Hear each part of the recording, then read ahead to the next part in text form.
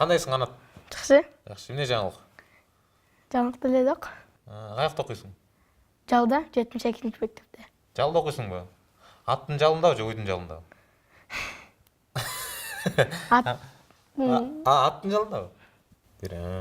Жигитиң кандай жүрөт? Жигитим жок. Алдоочу. Чын. Айтты го тиги Канат менен жүрөт деп сени. Ой, менден чоң да. Ал сенден бир эле жаш чоңдур. Ал 4-нчи класс. Сен 1-класс. Айгүл кандай жүрөт? Айгүл кандай жүрөт? Кайсы Айгүл? Сен сүйгөнүң бар экен го Айгүл деген. Жок, Айгүл эмес.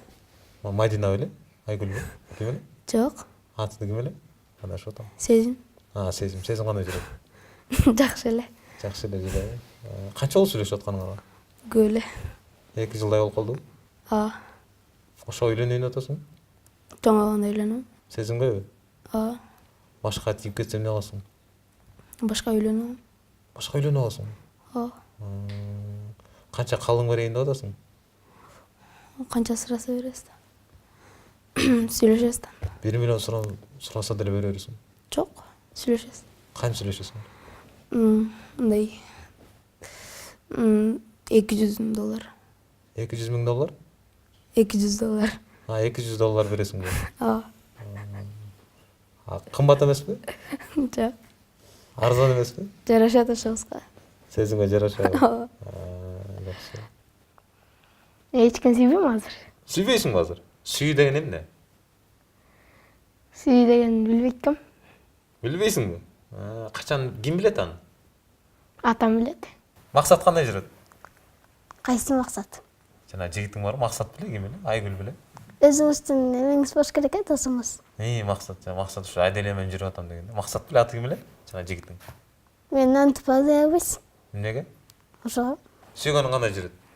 Менде менен сүйгөн жок. Жокпу? Ооба. Эмнеге? Мен өзүм эле кичинекеймин го. Кичинекейсиң? 11 жашта калат деген чоң да.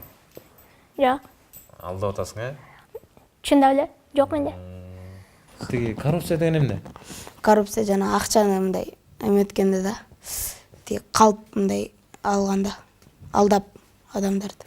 Адамдарды алдап алган коррупциябы? Жок. Жанагы эме мисалы мектепке, университетке баланы тапшырганда акча берип өткөрүү дегенде. Ошону коррупция деп коебу? Сен коррупция менен өттүң беле? Жок. Акча берип. Жок. Көрдүң беле ошентип өтүп аткандарды?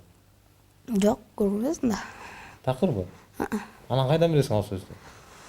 Мен уккам. Айтып берген. Ким айтып берди? Апам.